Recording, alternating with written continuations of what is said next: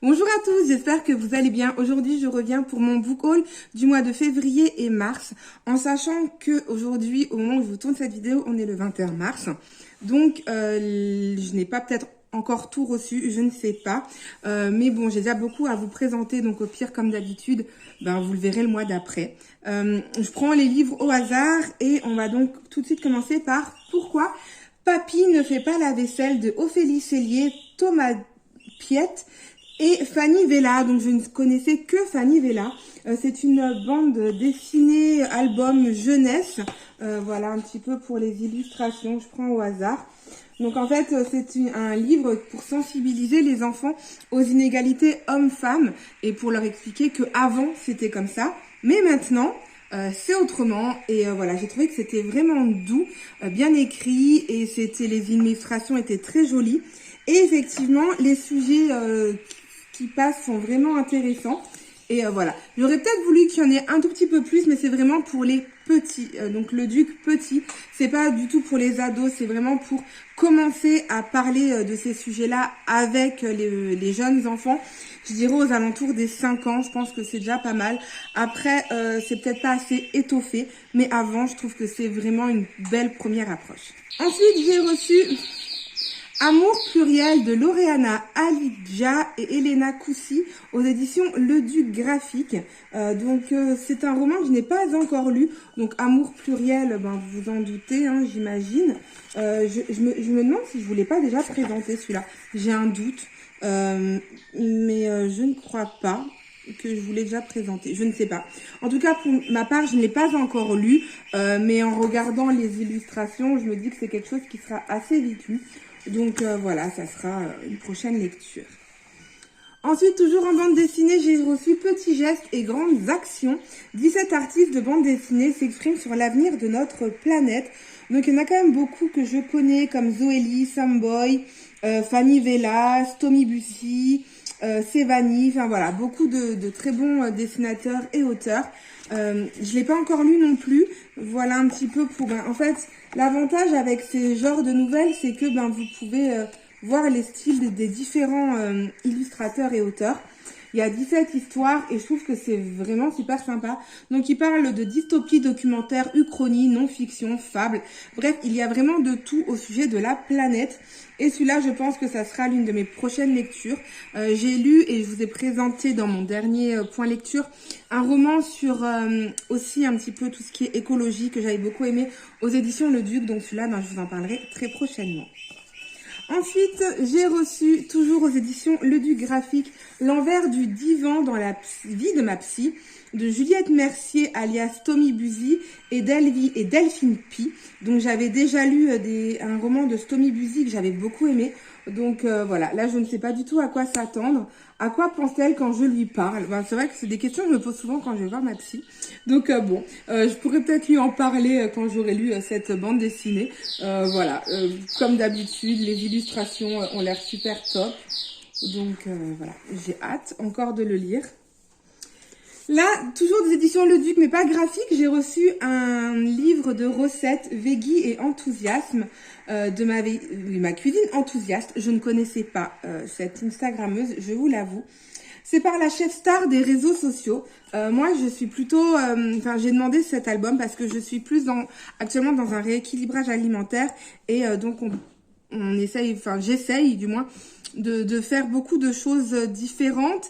Et je trouvais que ça pouvait être une bonne alternative. Et mon fils est toujours dans cet objectif de réduire sa consommation de viande. Il a jamais été très fan de la viande. Mais il aime aussi les bonnes choses. Et trop de légumes tue les légumes, j'essaie de lui trouver des idées. Et là, clairement, j'ai déjà pu en trouver une, c'est ce que j'essaie de vous chercher. Voilà, par exemple, il adore, c'était celui-là, il adore les épinards, il adore les pancakes. Donc j'ai essayé des pancakes aux épinards, à la crème de feta et aux œufs mollets. Donc je vous avoue que j'avais pas fait la crème de feta, mais il avait beaucoup aimé. Donc en fait, c'est pas vegan, hein, c'est vraiment végétarienne, parce qu'au début, je me disais, mais attends, là il demande du yaourt, là il demande des œufs, mais c'est vraiment végétarienne et pas vegan. Et je trouvais que c'était, c'est des bonnes alternatives. Il y a aussi des idées pour faire du batch cooking, jour après jour. Donc voilà un petit peu pour les recettes.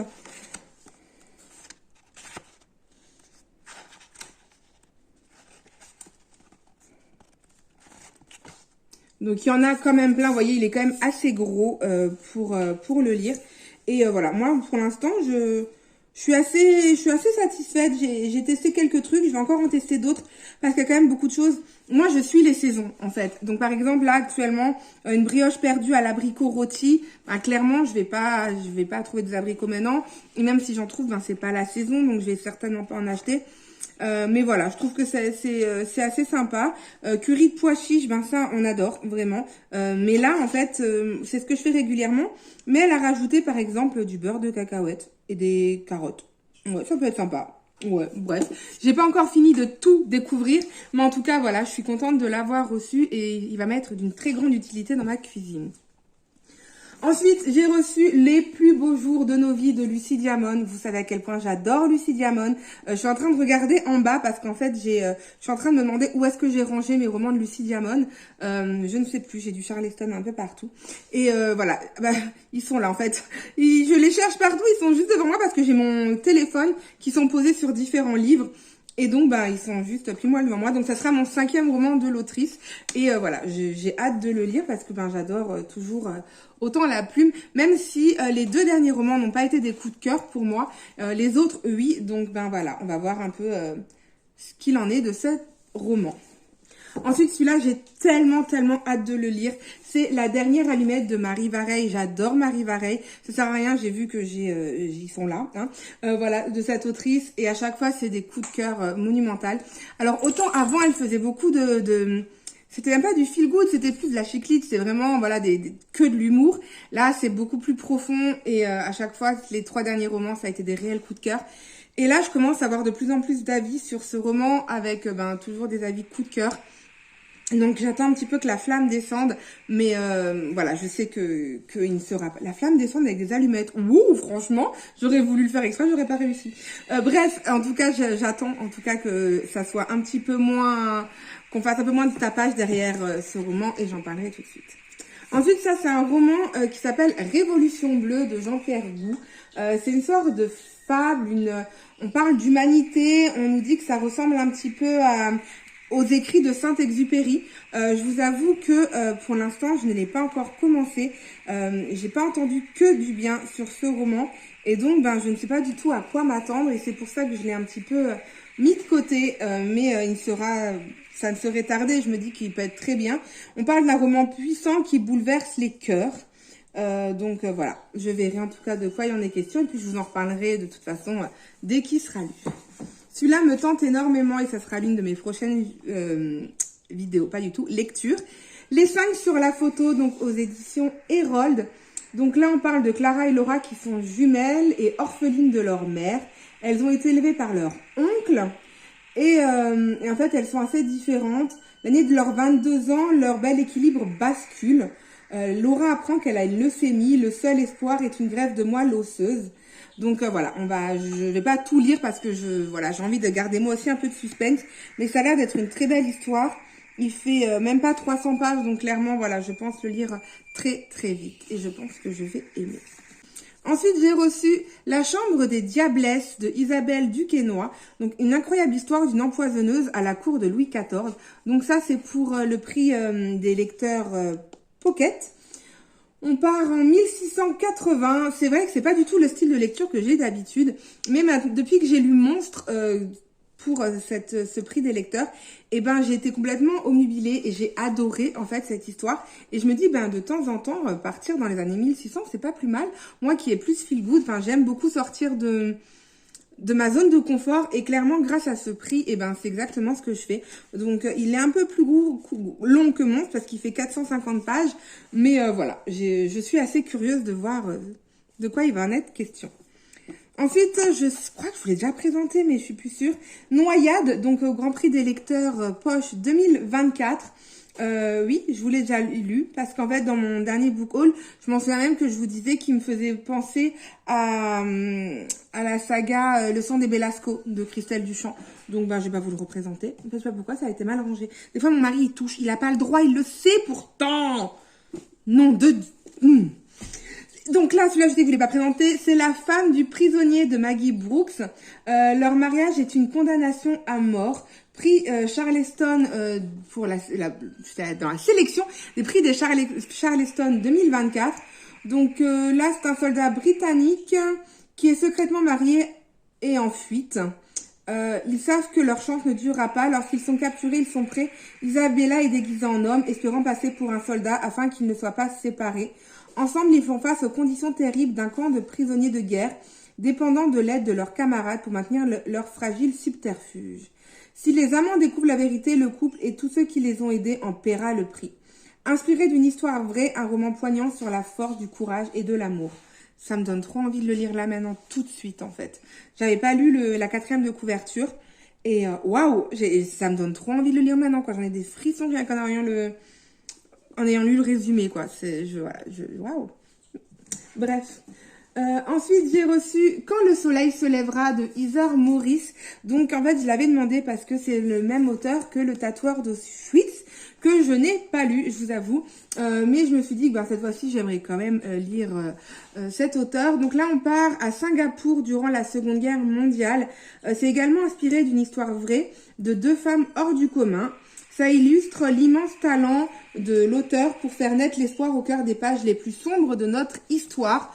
Donc, ouais, ça me donne aussi super envie de le lire. En ce moment, je suis très roman Seconde Guerre mondiale et tout ça. Je lis beaucoup de romans comme ça. Et c'est pour ça que tout cela m'appelle encore plus. Ensuite, j'ai reçu L'ombre à la lumière de Sandrine Chopin, une préface de Raphaël Giordano aux éditions Hérold. Donc ça, c'est un petit cadeau que les éditions Hérold nous ont fait à nous qui font partie du Book Club.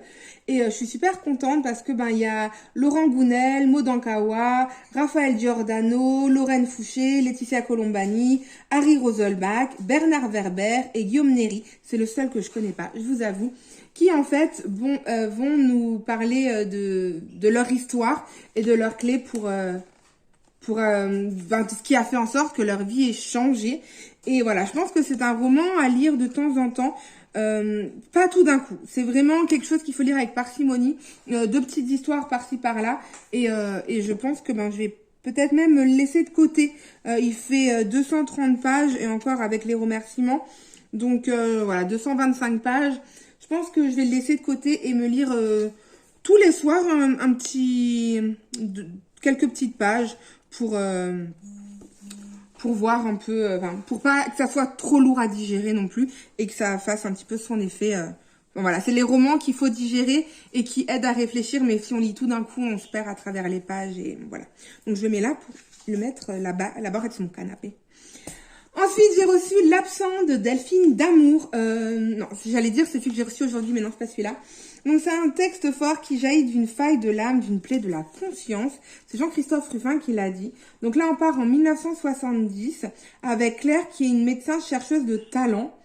La vie lui souriait si seulement sa timidité voulait bien la laisser tranquille. Donc, on va parler de la timidité, de cet handicap social. Et elle va partir sur les traces de son père qui est mort sur la ligne Maginot en 1940. Donc, ça m'intéresse encore plus que la ligne Maginot. Clairement, durant mes études, au collège, on y était allé parce que je suis d'Alsace. Donc, voilà, on était allé dans les tranchées, on était allé sur la ligne Maginot. Donc, ouais, je pense que ça peut me plaire aussi. Ça reste encore une fois dans la Seconde Guerre mondiale. Même si je pense qu'on va pas parler que de ça. Donc, voilà, je sais pas trop, je suis curieuse. Ensuite, celui-là, c'est un gros pavé. C'est Les Palmiers dans la neige de Luz Gabaz. Donc, c'est le prix des Charleston Poche dans la sélection 2024. Je vous avoue que celui-là, quand il est sorti en grand format, ne m'avait pas intéressé. Donc, je ne l'avais pas demandé. Mais là, vu que ça fait partie d'un prix, il faut tous les lire. Donc, il fait plus de 800 pages. Clairement, je vais voir si je peux pas l'écouter plutôt que le lire. Je vais voir, parce que moi, les gros livres, j'ai vraiment du mal avec ma dyslexie. J'arrive pas à me concentrer très longtemps et c'est assez difficile quand c'est des gros romans. Donc, voilà, je vais voir si je peux pas l'écouter plutôt. En tout cas, j'en ai entendu beaucoup de bien quand il est sorti en grand format. Alors, je me dis, pourquoi pas. Je vais tester et je vous reviendrai vers vous pour vous en parler. Je ne sais pas de quoi ça parle. On part en Guinée en 1953... d'une île tropicale, voilà. Je pense faire des secrets. Et en même temps, en 800 pages, il va se passer des choses, j'imagine. Normalement, c'est pas... Voilà. Et celle-là, c'est le dernier roman que j'ai reçu aujourd'hui à la poste. J'ai reçu tellement de romans ce mois-ci que mon mari, à chaque fois, il est désespéré. Et tout à l'heure, on voit le facteur arriver. Et en fait, je me suis fait voler mes papiers il y a 2 semaines. Et donc, je suis en train d'attendre mes nouveaux papiers à chaque fois qui doivent arriver. Et donc, on a vu le facteur arriver. Mon mari m'a dit, écoute, je vais voir si, est-ce que j'attends mon permis de conduire pour pouvoir refaire ma carte grise. Enfin, voilà, c'est tout compliqué. Et je vois qu'il sort de la boîte aux lettres encore une enveloppe avec un livre dedans. Et donc, moi, je me suis cachée sous la table. Bon, ça a bien fait rire mon fils. Je me suis cachée sous la table et mon mari, il me dit, non, mais t'es une cause perdue, quoi. En fait, je peux plus rien faire. Là, c'est pas possible. Il me dit, là, faut que t'arrêtes de faire quoi que ce soit, que tu passes ta journée à lire. Je lui dis, si tu m'autorises, moi, il y a pas de problème. Hein. Tu fais tout à la maison et moi, je passe mon temps à lire. Moi, ça me va. Mais je crois qu'on est obligé de partager les tâches ménagères. Bon, j'ai pas du tout à me plaindre de mon mari qui adore faire la vaisselle et qui adore faire le repassage. Ouais, il est un peu bizarre. Bref, donc j'ai reçu comme une lettre à la poste de Agnès Marot. Donc on dit que c'est une ode à la littérature. Voilà, signe une déclaration d'amour à la littérature, au livre qui étend nos horizons à ceux qu'on partage et qui nous rapproche à vie à tous les bibliophiles. Voilà, je ne sais pas du tout de quoi il va être question. Mais je vous en parle très vite en fait. Ouais. En fait, c'est assez bizarre. J'ai l'impression qu'on va parler de certains livres. Et vous voyez, par exemple, là, on va parler de Fahrenheit 451. Après, il y a un résumé. Enfin, voilà, je sais pas. Je sais pas du tout comment ça va être écrit. Je suis très très curieuse. Là, je vous avoue, je suis assez curieuse. Donc, je reviendrai vers vous très vite, je pense, pour vous en parler. Et oui, on voit, vous voyez... aux couleurs là qui a l'air d'avoir, on va parler de pas mal de livres. Il y a écrit 31 fiches de lecture personnalisées par Elaya.